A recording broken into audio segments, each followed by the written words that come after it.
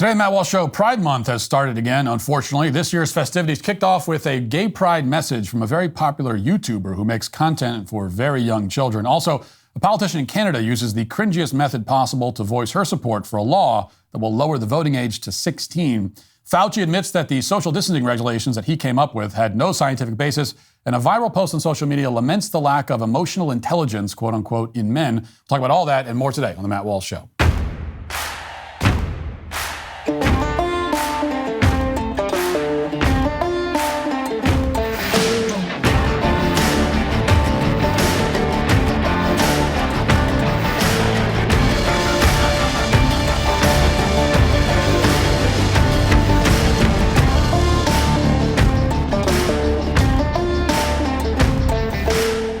We recently had some monumental news that nobody's talking about. For the first time in our history, the interest we pay on the national debt has surpassed every individual budget item except for Social Security. The United States now spends more on interest than on national defense or Medicare, and the situation is only getting worse as big government continues to spend like drunken sailors.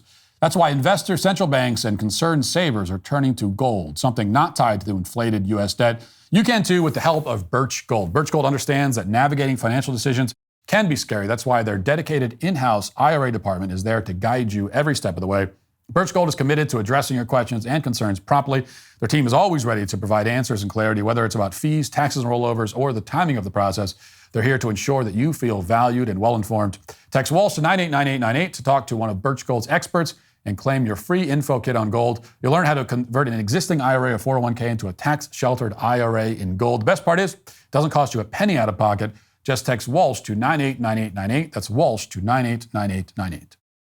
So June is upon us, which means that the government, media, political activists, and major corporations have all collectively decided once again to spend an entire month celebrating one of the 7 deadly sins. Fathers, mothers, veterans, fallen soldiers all receive just one day on the calendar each, but people who are proud of their sexual activities are awarded 4 weeks of nonstop attention, on top of all the other various days and weeks that they've earmarked for themselves.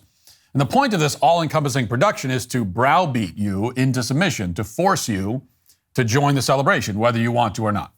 Now, as anyone who was alive a few decades ago can attest, our country wasn't always like this. Every aspect of these festivities is artificial, which is why every year the facade becomes a little more obvious, even to the most oblivious among us. It's a bit like that old story from the Soviet Union where nobody wanted to be the first person to stop clapping for Stalin. So everybody just clapped indefinitely. And then inevitably, someone is the first person to stop and they end up getting in a lot of trouble. In that case, going to the gulag for like 10 years or whatever it was. And something like that happened over the weekend to the luxury car maker BMW.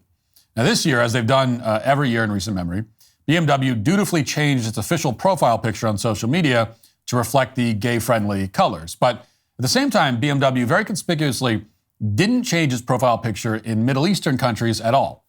Unfortunately for BMW, someone on the internet noticed this discrepancy and asked BMW the following question, quote, "How come you don't proudly display your logos and pride colors on your Middle East post?" And then, for reasons that are not clear at all, somebody at BMW decided to respond to that question. They wrote, quote, "This is an established practice at the BMW Group, which also takes into consideration market-specific legal regulations and country-specific cultural aspects." So that's the official explanation from BMW for why the pride colors are for Western countries and not the Arab countries. We're just pandering is essentially what they're saying. They're admitting that this isn't about activism or gay rights or whatever. They're just adjusting their messaging for what they think people want to hear so they can make money.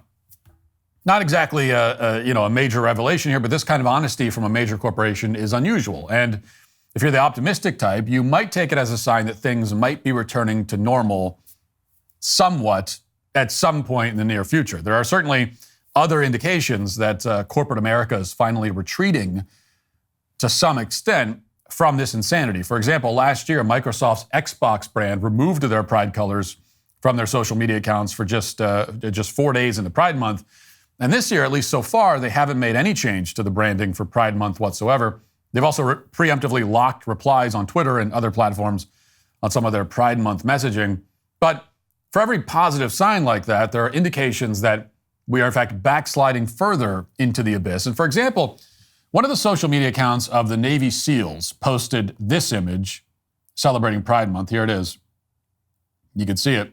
This is the Navy Special Warfare Command flying the LGBTQ colors and lecturing us about equality and pride. You won't find a better illustration for why the Navy is experiencing a massive recruitment shortfall than this. It should go without saying, but the kind of people who appreciate these flags and make their sexuality into their identity are generally not the kind of people who want to, endure grueling conditions and potentially sacrifice their lives behind enemy lines for America. Like, we want people in these positions who are focused on the mission and on the defense of their country. That should be obvious to the Navy SEALs, but apparently it's not. And of course, that's not even getting into the larger issue, which is that the government should not be participating in activism. Period. And there's a lot of reasons for that. One of them is that in many cases, it creates an obvious conflict of interest. Consider the fact that on Sunday, the FBI was sashaying through the Gay Pride Parade in West Hollywood. There were several FBI employees who were wearing their FBI-issued clothing, apparently followed by FBI vehicles in the parade. Watch.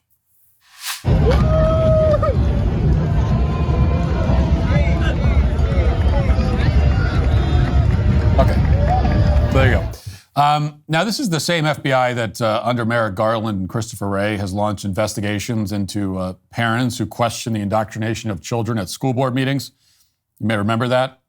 Parents didn't like their kids reading books that vividly described various gay encounters, so the school board groups complained, and the FBI started looking into the whole situation, and now that same FBI is marching at a parade that's explicitly a celebration of that lifestyle. It was also a celebration of abortion, too, which is why Planned Parenthood participated in that Pride Parade. And of course, that's another conflict of interest because the FBI notoriously doesn't seem to care very much about attacks on pro-life pregnancy centers, but they'll show up in pre-dawn raids to haul away pro-life protesters who dare to protest at abortion clinics. Now, this parade in West Hollywood, by the way, is traditionally one of the most disturbing and hyper-sexualized pride parades that takes place every year. And this year was no different. I went through some of the footage from the parade yesterday, but most of it's too graphic to even show you without blurring it. But here's what, just to give you an idea, here's what I can show you. Watch. They're dedicated to bringing fans joy and nostalgia to events and parades supporting the LGBTQ community. They celebrate diversity and inclusion, and when they are here, the parade becomes even a little bit more exciting. Okay. We have with us Mr. Universe. Come here, Gino Cabrera. Hello. They've also been a real sanctuary for a lot of people as well, and for so many decades. Absolutely. We love the Abbey. We love what they do. We love their advocacy for always, especially there was during the time of gay marriage, and they were staunch advocates for that. It was a place where people could get married. It's just it was like unbelievable. It was like, I mean, the name is so perfectly applied for this because it was like church. Yeah. It was like going to church. It's about so many things that encompass our community, and no one is denied. It doesn't matter what kind of man you are.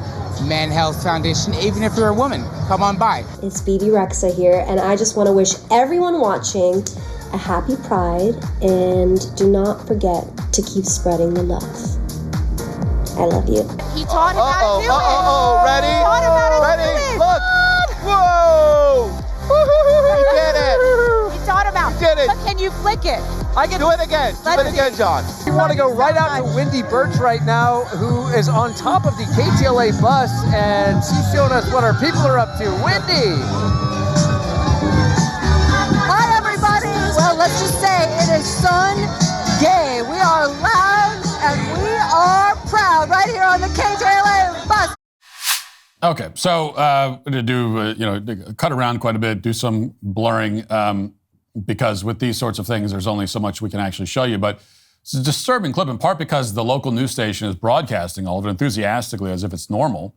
There's strippers on stripper poles. There's men dressed as firefighters in their underwear. There's an Abbey float with a cross with even more guys in their underwear. There's nuns in drag. There's men in BDSM gear. There's a bunch of children there. Some of them are even participating, as you saw. In fact, the commentators are celebrating the fact that there are so many kids in attendance and that there's so much skin being displayed as well. This kind of thing, as grotesque as it is, wasn't just happening in West Hollywood. At the supposedly family-friendly Dallas Pride event this weekend, as Sarah Gonzalez and Alex Stein reported, announcers made graphic jokes about genitals with children in attendance. There was also sexually explicit merchandise, which I can't even describe on air. And a state representative was filmed bringing children to the event. Watch. Where are my bisexuals? Bisexuals. They're not really bisexual, they're just sluts. Oh, Cox Automotive. Cox, well, you're in good company except for the ladies who are a little grossed out by that.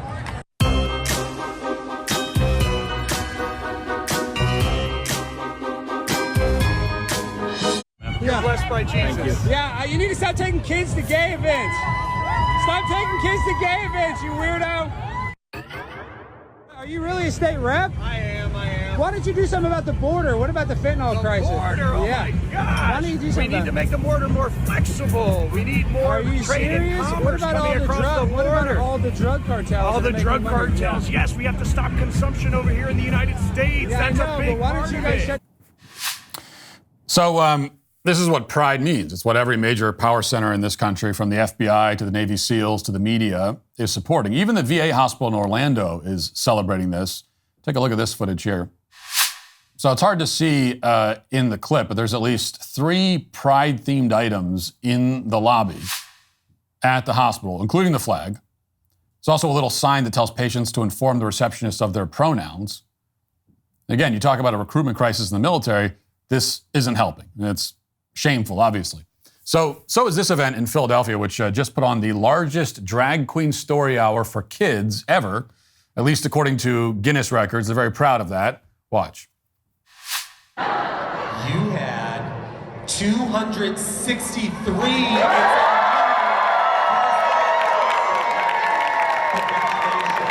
Drag Storytime is, of course, a literacy program. Literacy is the foundation for success through life, so that's why we had never happened before. Something felt different. My mom told us all we should go to bed early. Up with a free clam juice.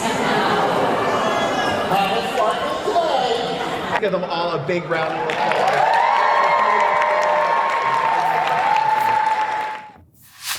So as Meg Brock pointed out in response to this clip, the good news is that in a city of almost 1.6 million, only 263 people showed up. That was the world record. 263 people at a drag event intended to indoctrinate children in a city of 1.6 million. Now, that's 263 too many, of course, but it does underscore the fact that this is not a mainstream ideology, at least not among normal people in public. It is among our institutions. But in fact, beyond that, it's not even mainstream on the left at this point. That's why not everything went according to the plan at the Philly Pride this year. At one point, for example, pro-Gaza protesters ran into Pride Month protesters. Now, if nothing else, the clash provided the first moment of unintentional comedy so far in Pride Month, and we're only a day or two into it. Probably be seeing a lot more of this in the months to come. Watch.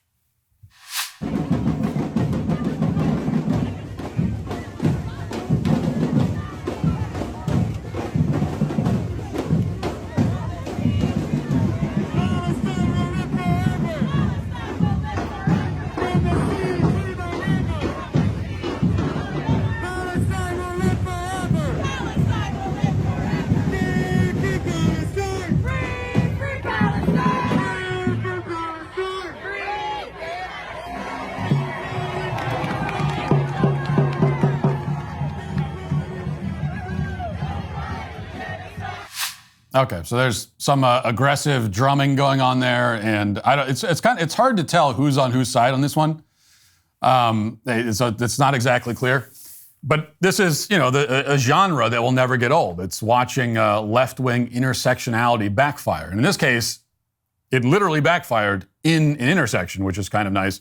You can pretty much guarantee that all of these pride protesters are Free Palestine people themselves. There were Free Palestine chants at the WeHo parade, for example. But the real Free Palestine people, the ones who actually understand what they're supporting, don't take too kindly to pride parades. It's amazing to watch, like a defund the police congressman having to call the cops after he gets smacked by the reality of what he supports. As the left continues to import more of the Arab world, they're going to have to get used to this sort of thing. This is new, but it's not going away.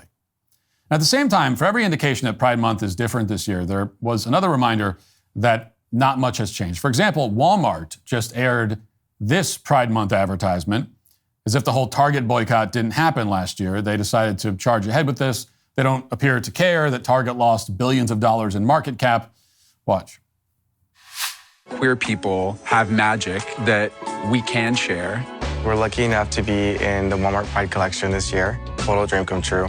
It's not every day that I see my products in a Walmart. It's important to me to share my art. No one can make the art that you make. No one can say the things the way you say them. There's a lot of opportunity to uplift with a bit of playfulness and imperfection. The world needs to hear what you have to say and your story. Queer people have magic, says Walmart, as if you needed any more proof that LGBT activism is a secular religion. You know, that's what you get there. We're being literally told now that they have magical powers. And as I discussed on Twitter recently, some of those popular children's content creators, people whose videos are viewed by tens of millions of children, very young children all over the world, are the biggest evangelists for this. So take Rachel Accurso, for example, known by her stage name, Miss Rachel. She has more than 10 million subscribers on YouTube, where she's best known for her series Songs for Littles. And these are videos that get tens of millions, sometimes hundreds of millions of views. And for the most part, the videos themselves are mostly age-appropriate stuff like nursery rhymes, even if they are incredibly annoying. But over the past year or so, Miss Rachel has started explicitly pushing LGBT indoctrination on her audience. Wasn't hard to see this coming. After all, Miss Rachel's co-host, Jules, identifies as a, quote, white, non-binary, trans-masked human, and claims that as a 2-year-old, she realized something's not right, quote unquote, with her body. And at 12, a teacher first exposed her to gender ideology. And then the rest is history for her. But early last year, things reportedly got more direct. According to the Post Millennial, Miss Rachel personally invited Dylan Mulvaney on her program to sing a song for children. And this is what Miss Rachel posted below one of Mulvaney's videos. It said, quote, sometime when you're in NYC, you should be on our show, Song for Littles. We love you and your singing. Now, that wasn't bad enough, and if it wasn't clear enough that this woman hates the conservative parents who account for a large portion of her audience, Miss Rachel doubled down in a video celebrating Pride Month. Here it is. Happy Pride to all of our wonderful families and friends. This month and every month I celebrate you. I'm so glad you're here. I'm so glad you're exactly who you are. To those who are going to comment they can't watch the show anymore because of the support, no worries and much love your way. God bless. I am not chasing fame or views. I'm standing strong in love. So she's very loving, she says. Miss Rachel's approach is the loving one. If you don't want your kids watching Dylan Mulvaney, and if you don't take your kids to family-friendly Pride events, then you're a hateful person. You know, the problem is with you. You're a bigot, etc. Of course, the real point here isn't to be loving. As Jules has said, the point is to, quote, encourage and nurture a sense of curiosity in kids and to teach them that there are infinite, quote unquote, ways to exist in the world and, quote, one isn't better than another.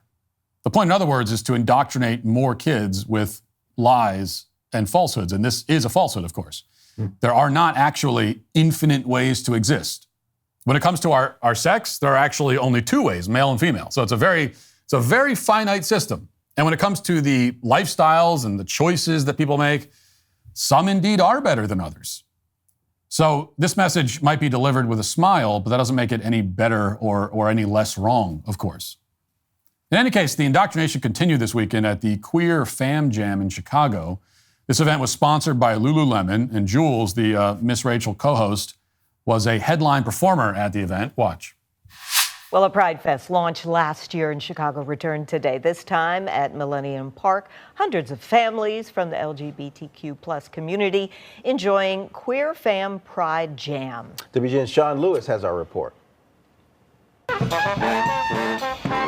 With the sun overhead and June underway, The Queer Fam Pride Jam kicked off in a new location, Millennium Park. It just makes me very proud to be a Chicagoan today. And I think it's important that he sees that there's all kinds of people in this world and all kinds of love in this world, and not to be judgmental about it and just be open-minded and amazing.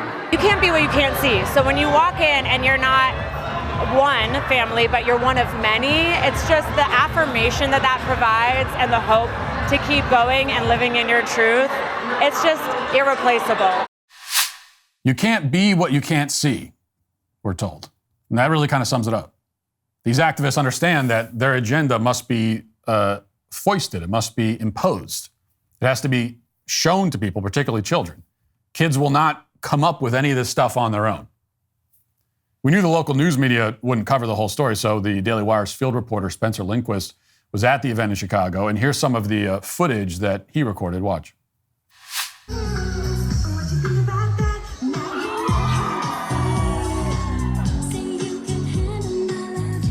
Here you go. Here you go. Holiday. What? Yes. Go. Roll it. Let's go. Let's go. I got you. 5, 6, 7, 8. 5, 6, 5. With the right and right. Roll it. Yes. Roll it and shimmy. Yes. Sit across the board. Okay, so lots of very young children there, and the children were subjected to a grown man in a skin-tight leopard print onesie with heels, shaking his body around while collecting a dollar bill from a small child. The children were then trained in the gay Vogue dance style by a grown man, learning to strut and shimmy, quote unquote. This is creepy, obviously, which is probably why the local news didn't cover exactly what took place, but it's a good illustration of the state of Pride Month in the year 2024. It's more explicitly targeted towards kids than ever before, but there's also a sense of embarrassment about it. If the Daily Wire hadn't been there, it seems likely that nobody would have ever aired footage like that. So they want to have these events. They don't really want anyone, they don't want anyone outside of the event to see what's going on there.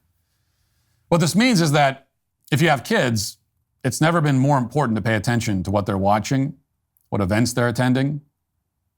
You can't just put on a kid-friendly YouTube show and expect that everything's going to be fine. It also means that everyone, whether they have kids or not, needs to reject this insanity because it appears the pushback so far is having at least some effect. And the stakes couldn't be more clear.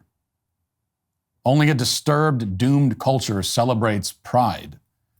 That's biblical wisdom that happens to be common sense.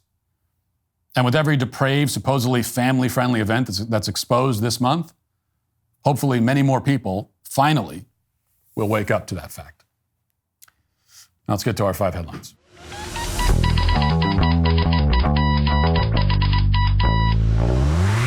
Are you still struggling with back taxes or unfiled returns? This year, the IRS is escalating collections by adding 20,000 new agents and sending millions of demand letters.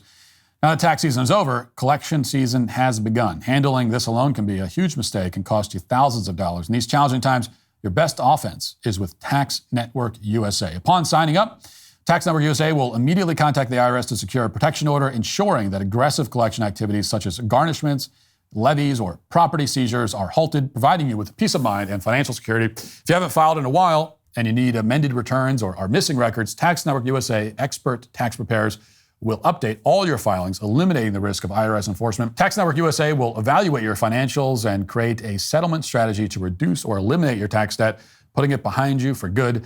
Don't wait any longer and call my friends at Tax Network USA today. For a complimentary consultation, call 1-800-245-6000 or visit tnusa.com/Walsh.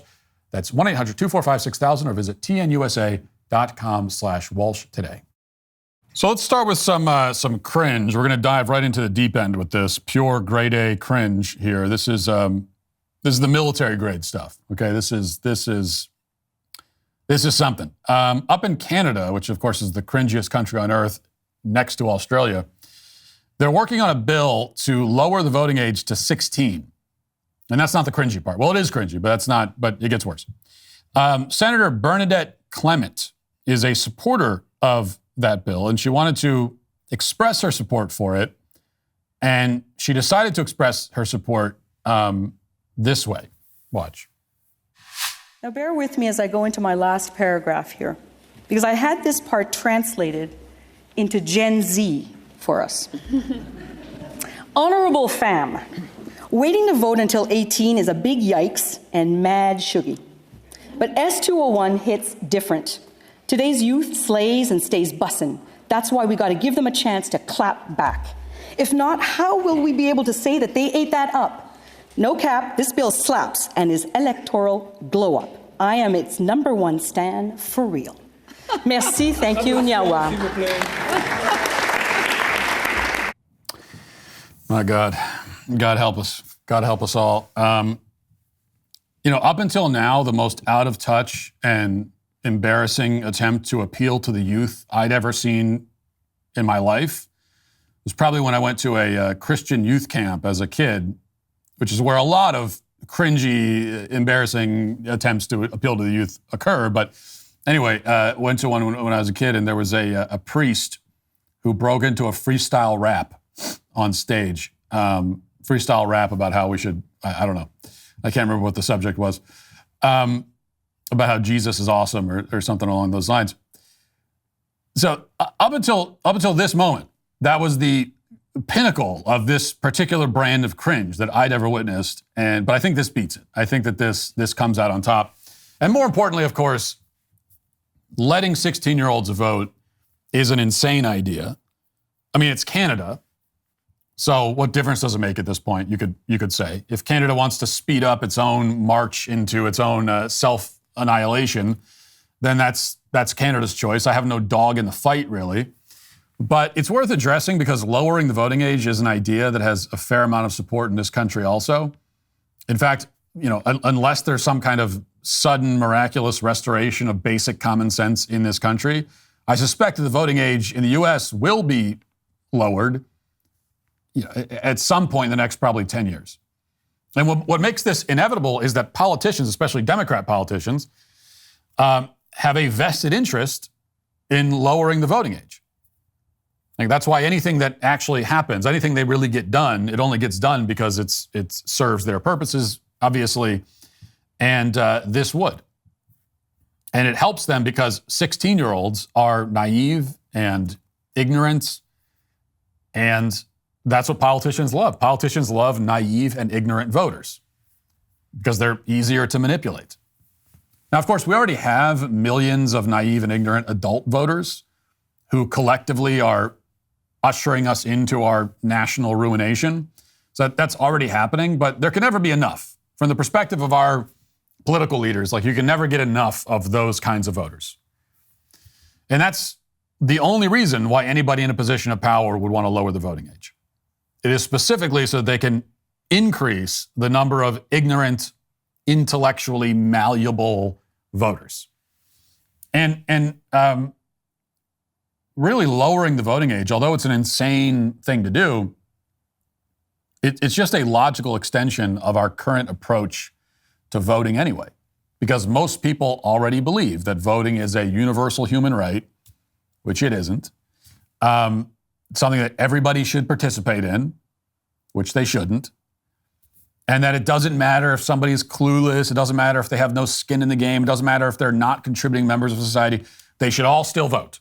Like that is the popular perception. And it's completely wrong. Now, this idea that the most important thing is just for lots of people to be voting. That's the prevailing attitude. Now, granted, nobody actually believes that. That's not a view that anyone actually holds. Because when it comes down to it, even the people that say, well, it's a universal right when everyone to vote. Well, no, they want more of their own people to vote. Of course. So nobody really believes that, but that's what people pretend to believe. And based on that attitude, sure, why not have 16-year-olds vote? Why not have 12-year-olds vote? Why not have babies register to vote at the same time that their birth certificates are issued? I mean, why not? I can think of a million reasons why not, but we already reject all of those reasons.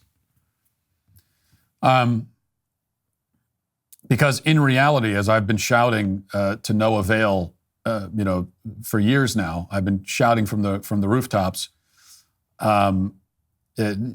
quite uselessly, really. But still, it bears repeating anyway. That the problem with voting is that too many people do it. That's our actual problem. It's not a lack of participation. It's not a lack of when voter turnout is lower, that's not a problem that we should be worried about. Okay, if voter turnout in a particular election is 10%, is down 10% from the election cycle before, we shouldn't say, oh no, it's down 10%. We should say, okay, it's down 10%. It's still like 80% higher than it should be. Like there's still we need to cut off another 80%. Probably of the people who vote, maybe like 10% of them should be. Maybe 10% are qualified to be voting. If we actually cared about the future of our country, then this is the kind of conversation we'd be having, but we can't. And the problem is that, again, our elected representatives, I mean, they have no interest in this. They're not going to ever talk about actually excluding people from voting because it's politically suicidal thing to say, but also because, again, it cuts against their own interests. Why would they want to do anything that ensures a more invested, more knowledgeable voting base? They don't want that. That's the worst thing for these people. And the dumber our elected representatives get, the more that's the case. Like the dumber they get, the dumber they need the voters to be. When we played that Jerry Springer Waffle House showdown that happened at a congressional hearing a couple weeks ago with Jasmine Crockett and Marjorie Taylor Greene and AOC, and the whole thing just completely embarrassing and humiliating for everybody involved, but also for the country. But that's the kind of thing that if you had only knowledgeable, fully invested, contributing members of society voting, that would never happen because none of those people would be in office. It wouldn't be possible for them to get elected. But they are because this is the direction we're going instead. So I guess this is a way of saying, like, okay, it's crazy to allow 16-year-olds to vote, but at this point, but whatever. It doesn't even matter. It honestly just doesn't even matter. I suspect we'll eventually get to a point where even if our elected representatives don't want to have the conversation, at least there will be a critical mass of normal Americans who are ready to talk about this, ready to actually fundamentally question what so many accept as like a religious dogma, that there's this universal right to vote and everyone should be able to do it. It's just completely false. It was never how our country was set up. You cannot have a functioning country that works that way. You just can't. No, not everyone should have a say in the direction of the country. No. Why should everyone? Just because you exist? Just because you exist, you should have a say? Why? If you're a moron and you have no clue what's happening in your own country, if I were to ask you the branches of government and you couldn't even tell me, if you're not a contributing member of society, if you're not doing anything, why the hell should you have any say at all? Well, just because I'm me. Well, I don't care if you're you. I'm a human being. Okay, well, you're a human being. Great. You have a fundamental moral worth as a human being. That doesn't mean that your perspective on who should lead the country has any value at all. Eventually, we get to a point where we're all ready to have this, or not, maybe not all of us, but enough of us are ready to have this conversation that there can even be a conversation. But right now, we're just not there. All right. So from the DailyWire, the 6-foot social distancing guideline pushed by public health officials during the COVID-19 pandemic apparently lacked any sound basis in science, according to the testimony of former chief medical advisor to the president, Anthony Fauci. Fauci, the former director of the National Institute of Allergy and Infectious Diseases, advised former President Donald Trump. Of course, we know about all that. Advised Donald Trump and current President Joe Biden on the U.S. response to COVID-19, carrying significant influence over infectious disease policies. Fauci appeared on Capitol Hill in January to testify behind closed doors to members of the Select Subcommittee on the COVID-19 pandemic. these transcripts, and if you're wondering why we're just hearing this now, the transcripts, we don't have video of this, but the transcripts were just released on Friday. And so now we're just finding out about some of this.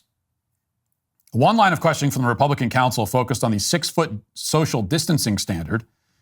Fauci was asked where the standard originated. The former federal health official suggested that the standard was arbitrary without a hard basis in data. Fauci said, quote, I don't recall. It sort of just appeared. I don't recall like a discussion of whether it should be 5 or 6 or whatever. It's just incredible.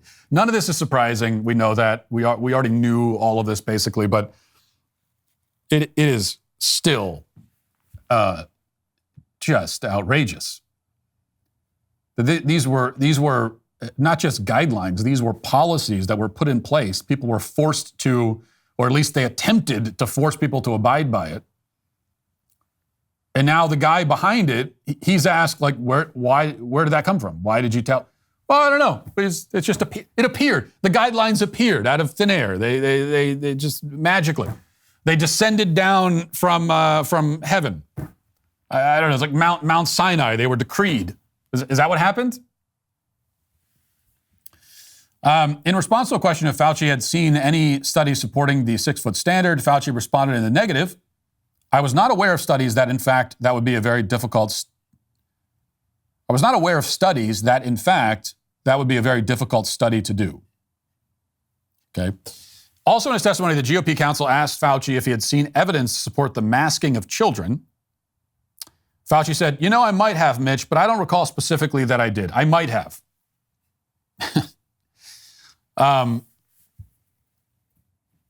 So this is another thing that kids were forced to mask in school. Like you may recall, this was a big fight for like multiple years. And people said that it's crazy to make kids wear masks all day at school or anywhere. We were shouted down, shut down. We were, there was a long period of time where you couldn't even say it on social media. You couldn't say it on YouTube. And now Fauci admits that, there might have, I don't know. Yeah, maybe I saw a study that supported that, but I don't know. But here's the thing. This whole story is it's the biggest, it's like the black pill of all black pills. This is because there is simply no accountability. Nobody will ever be held accountable for any of this. I'm sure you've maybe come to terms with that. You've probably realized that by now. Whether or not you've come to terms with it, you've realized it, that nobody will ever be held accountable for any of this. They shut down the country. They did untold damage, economic damage to people's, real damage to people's mental health, as much as I don't often like that phrase and what it implies. But in this case, like doing real damage to people psychologically, financially, physically, just suspending basically all of our constitutional rights. And here we are a few years later. And they can't give us any reason why any of this was done. The guys behind it cannot tell us why any of this was done. They have no justification for it. But there will be no accountability. No one's going to jail. No one's even getting fined or anything. Like there's not going to be anything. There won't even be a slap on the wrist. Not even so much as a literal slap, like they used to do in school, maybe with a ruler, just a quick tap on the wrist. There won't even be that. There will be nothing. And there are a few reasons for that. One is the fact that the American public does have the memory and attention span of a fruit fly. And so we just can't stay focused on one thing for that long. And once something is in the past, we say, oh, well, it's in the past, who cares? Doesn't matter anymore. Let's go on to the next thing. What's the next big controversy? But even more than that, the real reason why nobody will be held accountable is that that this was a tyranny, the COVID tyranny. It was imposed by pretty much the whole political class, by the whole ruling class, Republican, Democrat. Very few people at that level are actually innocent in this thing. And that's why no one is going to be held accountable, because there is no one to do the holding. Like in order to be held accountable, there has to be someone who has the power to do it. But all the people that have the power to do it are also responsible for this. So there's just an agreement among all of them that, we're not going to, we'll do the hearings and stuff like that, but we're not going to actually do anything about any of this, and we're not going to send anyone to jail. Certainly not. We're going to kind of cover the bases symbolically and then move on like it never happened. All right, if that wasn't depressing enough, let's do another one. It's the New York Post. It says a young Dutch woman finally got her tragic wish to die by assisted suicide. 29-year-old Zoraya Terbeek's life was terminated last week after waiting 3 years for final approval for euthanasia, which is legal in the Netherlands if the patient is deemed to be experiencing unbearable suffering with no prospect of improvement. Terbeek was diagnosed with autism when she was 21. By the time she was 22, she wore a "Do Not Resuscitate" tag around her neck. She reportedly had been hoping to end her life since she was a child, as she was bullied growing up and often felt like she didn't fit in. And she struggled with depression, anxiety, personality disorders, wanted to assisted suicide, waited 3 years, and now she got it. So she's now no longer with us. And we've been following this case over the last year or so. So if you listen to the show, you've heard about this woman. And now the case has reached its very unfortunate, though probably inevitable conclusion. And this is a woman who, just to review what we read and what we've covered, this is a woman who did not have any physical illness, much less a terminal one. She was perfectly physically healthy, but she was depressed and she was bullied, and she was anxious, and so she wanted to be put down. And after waiting on a wait list, a suicide wait list, she was finally killed. Now, she was very vocal about her situation. She wanted her case to be used as a kind of a means to promote assisted suicide even more. But I think it's tragically instructive the other way, because it perfectly encapsulates all of the worst things about euthanasia. It shows why euthanasia should not be legal, why it should not be allowed. And it shows, most of all, the inherent contradiction of the whole thing. Like, the whole thing relies on a kind of collective cognitive dissonance in any society that accepts it. There's this disconnect that underlies euthanasia and the euthanasia agenda. And here's why. So here's a thought experiment, a hypothetical. Imagine this. Imagine if I was driving over a bridge and I happened to see a young woman, say a young woman named Zoraya, standing at the edge of the bridge. And now imagine that I pull over and I approach and I ask her, what's wrong? And imagine that she tells me that her life isn't worth living anymore and she's depressed and she's been bullied and she wants to kill herself. Okay? Now imagine that I respond by saying, okay, well, good luck then. And I get in my car and I drive away. Maybe in my rear view mirror, I can see her, tumbling over the edge. If I were to respond to a suicidal person that way, not attempting to dissuade them, not calling the police, but rather just accepting their wishes, so she wants to die, it's her right to die. Maybe I even say that. What if I said that? What if I said, okay, well, that's your right. See you later. If I did that, nearly everyone would agree, rightfully, that I'm a monster. There are plenty of people who think I'm a monster anyway, but let's leave that aside. Nearly everyone would think that, including nearly everyone who supports euthanasia. Okay, but in that case, those people would say, well, how could you? She was going to kill herself, you just let her do it? What kind of psychopath are you? Now, the contradiction here is totally irreconcilable. In fact, in the case of jumping off the bridge, nearly everyone would agree that not only should I try to dissuade her, but that I can and in fact should use physical force to stop her if that's what it takes.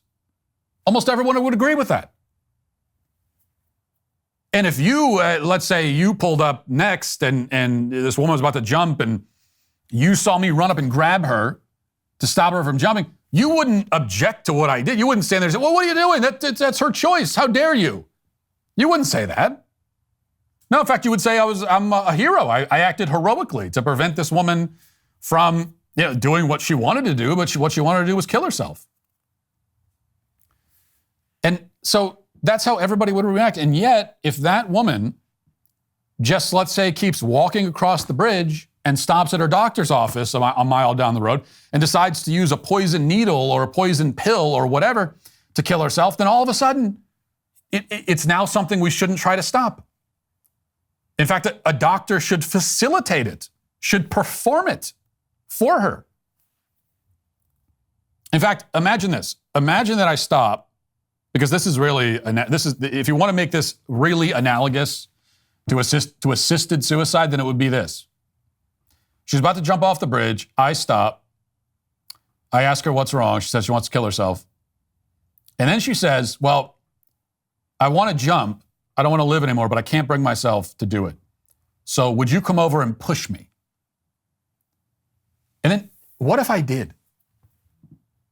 I mean, she wants to kill herself. She's fully consented. She's asked me to assist in her suicide.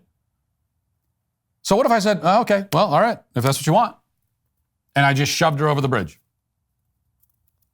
Now, not only would I be condemned nationwide, globally, in fact, for doing that, but I would go to prison. I would go to prison for a long time for doing that. And there would be basically nobody speaking up in my defense. And yet that is exactly what doctors who perform assisted suicide are doing. It's right there in the freaking name, assisted suicide. And in that case, it's suddenly okay? Now, supporters of euthanasia will probably make some ridiculous claim about how, well, I'm not a doctor, and this medical treatment should be handled by a professional. Except that's not really your problem. Like, get real, okay? If I push the woman off the bridge at her own request, the outrage that you would feel towards me is not the moral outrage that you feel towards someone who practices medicine without a license. Okay, your issue is not that I'm not properly licensed and the paperwork hasn't been filed.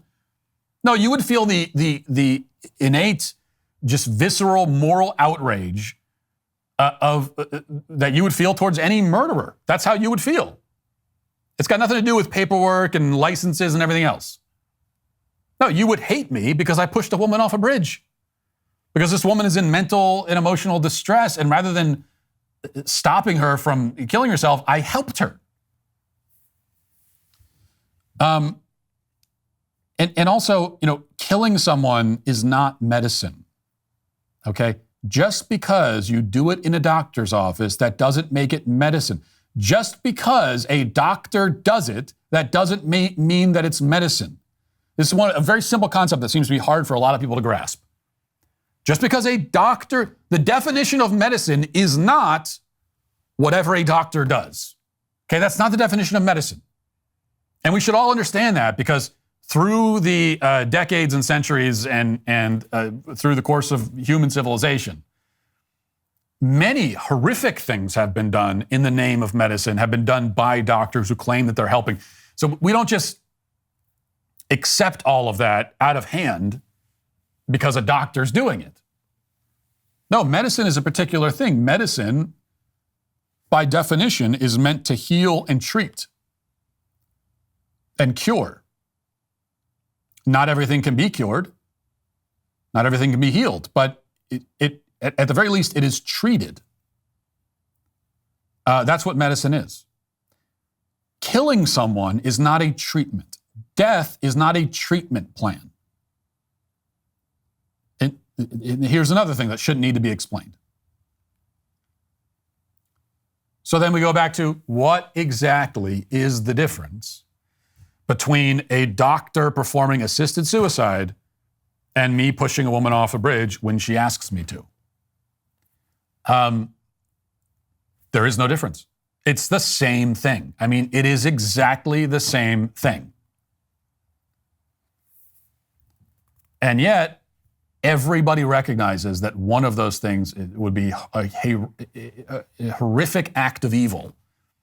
And yet the other thing is supported, even celebrated by many of those same people. It doesn't make any sense. And what does that tell you? It tells you that, it really tells you that almost nobody actually supports euthanasia. Because almost no one is honest about what it actually is. Like, the whole point of euthanasia is to hide from what this thing is that's being done. That's the whole point of it. And if that's not the point, then it has no point. Like, because, I mean, the idea, just the whole idea that someone is waiting for 3 years on a wait list to kill themselves it's like a very macabre, dark joke. It's absurd. It would be laughable if it wasn't so horrifically tragic and awful. It's like some very dark satire of modern society that you've got people waiting on wait lists and filling out paperwork to kill themselves. Because, like, the obvious thing here is that, I mean, anyone can do that. Anyone can do that. That's a thing that anyone can do. And yet, we don't, the let's say do-it-yourself methods of suicide are things that we all recognize are horrible, and we would never, anyone who tells us that they're struggling with suicidal thoughts, and we would all want to dissuade them. We would all want, in fact, even this article in the New York Post, at the very end of it, in the article, there's a link to the suicide helpline. Well, what do they do with the suicide helpline? They don't send you to euthanasia. They try to convince you. They try to help you not do that. Because when it comes to suicide, we all recognize that it's wrong and people shouldn't do it. And if they're doing it, then it's because, like, by definition, they're not in the right state of mind, and that life is worth living and that we should never just give up on it. We all recognize that. And yet euthanasia has support from many millions of people, which again tells me that these are people who just are not on, like, the whole thing exists to allow people to hide from what it is. It is a way of it's not so much a method of suicide as it is a branding. It's a method of branding it so that it seems like something other than what it is. And then one of the things that's so horrible about that is that you end up with people who commit suicide through euthanasia who otherwise would not. I mean, pretty much anyone who's going through the steps to commit euthanasia, if euthanasia was not legal, they wouldn't do it. They wouldn't kill themselves. Because if they would, they just would. There'd be no reason to wait on a wait list. So by definition, anyone who's getting euthanasia, I mean, it's like you can't even talk about it without talking about it as though it's a medical treatment. That's part of the point here. But anyone who is availing themselves of euthanasia, by definition, we know that if not for euthanasia, they wouldn't kill themselves. And so, like, that's so people that are very concerned about, the idea of banning euthanasia. What's the slippery slope? What's, like, the dystopian consequence of banning euthanasia? More people live? That's what they're worried about. That's the consequence. The consequence of having euthanasia is that a lot more people end up dying. The consequence of not having it is that more people live. And that's a bad thing, we're told. When the justice system collapses, we don't sit back. We fight back. The Daily Wire, we deliver you the truth. And if recent news tells us anything, It's that the truth has become more important than ever. Join the Daily Wire as we fight the left and build the future. You'll get unfiltered, uncensored access to the most trusted names in conservative media, completely ad-free. Plus, you'll have unlimited access to our entire catalog of entertainment, including hit movies, series, groundbreaking documentaries, and you'll be the first to see what's coming up next. Sign up today at dailywireplus.com and get 25% off annual memberships with the code FIGHT. That's right, 25% off when you use code FIGHT at checkout. Don't miss out. Join the fight today. Now let's get to our daily cancellation.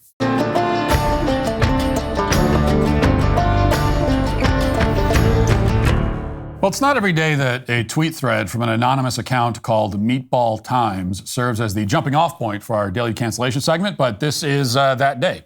Meatball went somewhat viral over the weekend with a lengthy diatribe about the need for men to build emotional intelligence, quote unquote. And his rantings are only worthy of consideration because they unintentionally illustrate a very important point about the nature of masculinity and the challenges that men face in modern culture.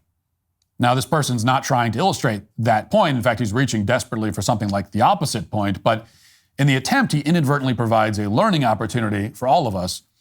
So let's read it. Quote, I've been feeling very undernourished in my male friendships recently. I think there's something just kind of wrong with the default mode of male socialization/communication, something men aren't taught about relating to people. For instance, I've known this guy for 15 years. I was his best man at his wedding.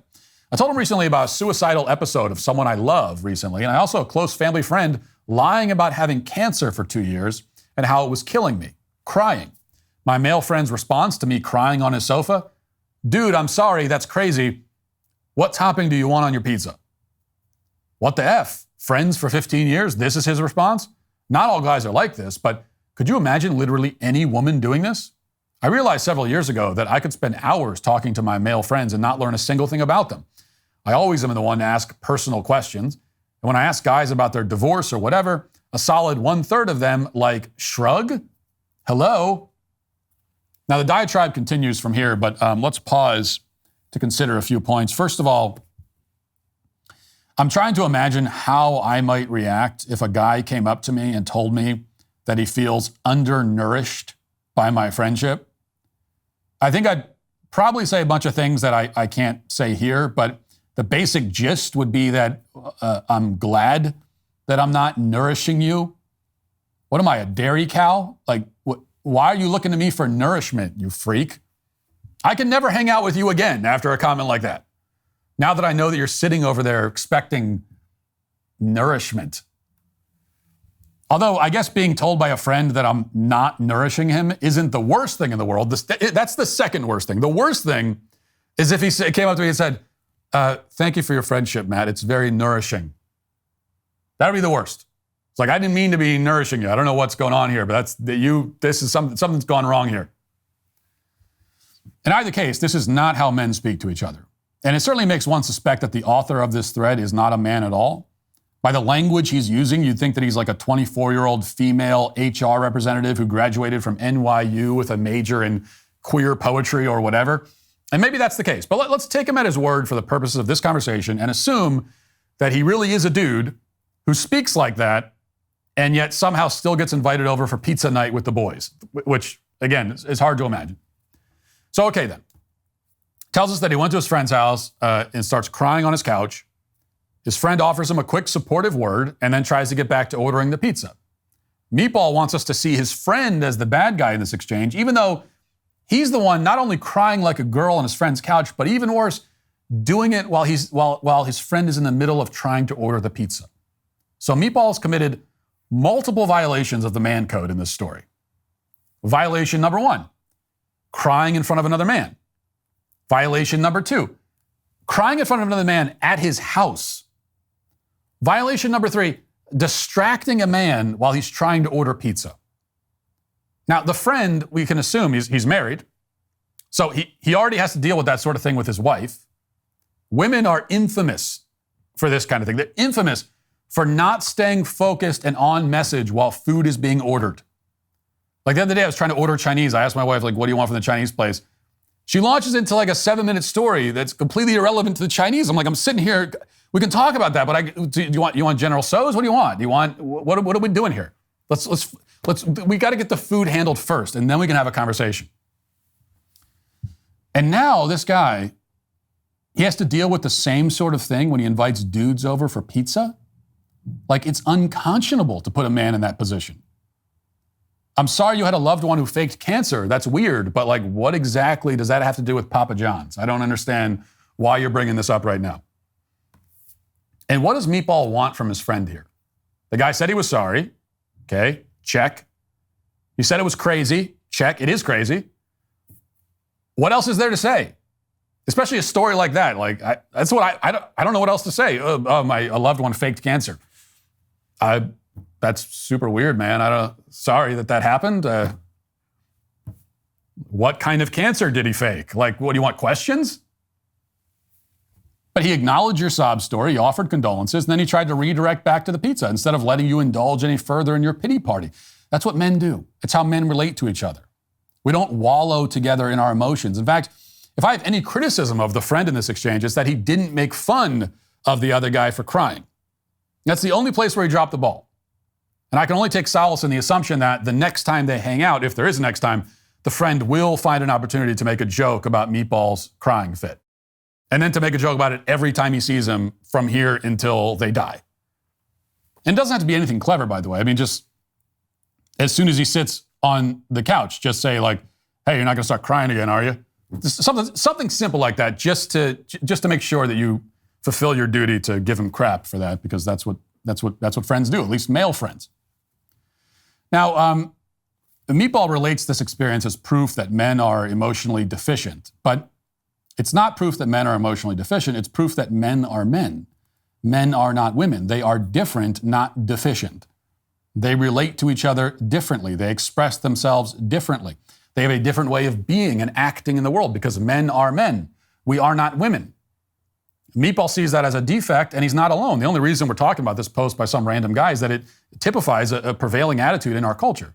This has been the popular consensus among elites in our society, the philosophy that drives most of our institutions for decades now. Men are broken, they say, because they are too much like men and not enough like women. And the way to fix men is to make them like women. A woman is a kind of perfected man by this way of thinking, which, by the way, explains why trans ideology is so important to these people, but that's a thread we can follow another day. But it's all nonsense, of course. It's extremely harmful nonsense. There is nothing wrong with how men in general relate to each other and express their emotions. We are more stoic. We are the more emotionally reserved sex. That's what we've always been. It's how we're naturally inclined. It's how we're made. It's also how society needs us to be. Okay, society cannot properly function if everyone is dwelling on their emotions all the time.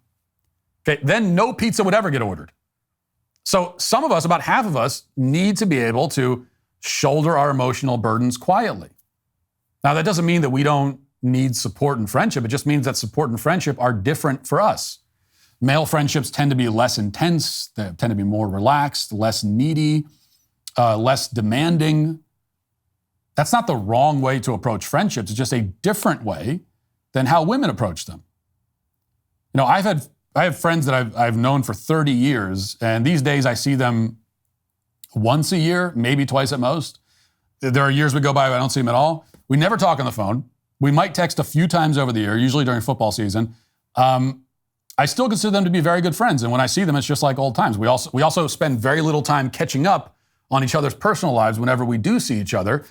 And this is something that, my wife doesn't understand. She doesn't understand how I can still consider those guys friends when I so rarely see or speak to them.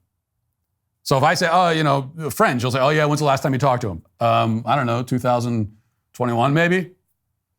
So to her, that's like, it's impossible. Doesn't make any sense. She doesn't understand how, when I do see and speak to them, we don't end up gabbing the whole time about all the things that happened in our personal lives since we last saw each other. And that's because if my wife goes several weeks, let alone months, without having any contact with somebody she considers a friend, it's a problem. Okay, it's a sign that something has gone wrong.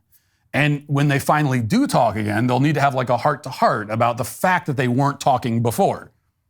So the fact of them not talking has to be a thing that they talk about before they can talk about anything else. And they'll talk about that, and tears might be shed, and it'll be a whole thing. And they're women. This is what women do. And that's fine for women. It's healthy for women. But it's not healthy to insist on that kind of behavior in men. Here's how Meatball wraps up his thread. Quote, I mostly just pity men at the not sure how I feel about my divorce levels of emotional intelligence. They're not dumb, they're confused. They lack the tools to introspect. They were never taught. The emotions are just going to sit in the pressure cooker in their heart, maybe forever. Society tells men to suppress their feelings. Women demand go to therapy, but female modes of expression are alienating to men. All the other men in your life are just as confused because if talking about the NBA isn't helping, they're out of ideas. No wonder guys feel nothing. Where can men go to learn how to feel things and support each other? Fraternal orders like the Masons or Elks, dead. Church religion, dead. Strong, vulnerable men don't exist in media. Clubs, third spaces, military, dead. Men unable to feel their feelings lived confused lives, inflicting others, especially women, with the burden of feeling things for them or compensating for their total lack of self-awareness. We need dedicated spaces for men to build emotional intelligence. Where are they? Now, he's right. Many of the spaces he mentioned are dead. Male spaces are largely dead precisely because they all became feminized. Now, he sees the feminization of male spaces as the solution, when in fact it's exactly the problem. Elk lodges, bowling clubs, cigar lounges. I mean, there are still cigar lounges, thank God. But for the most part, none of these traditionally male spaces were ever designed to help men build emotional intelligence or learn how to feel things, okay? Your grandpa, whoever, never went to the Elk Lodge because he wanted to learn how to feel things. These were designed as places where men could be how they are without any womanly lectures. But now there's nowhere to go to escape the womanly lectures. Every space has been overtaken by scolding women and men who act like scolding women. Every space has to cater to women. That's the world we live in now. There is no place that's allowed to not cater to women. The let boys be boys philosophy is dead. It's deader than the lodges and the bowling clubs. Replaced with a very different mindset, which is now make boys be girls. And some men, like our friend Meatball, have taken that call very much to heart. And that is why they are all today canceled. That'll do it for the show today. Thanks for watching. Thanks for listening. Talk to you tomorrow. Have a great day. Godspeed.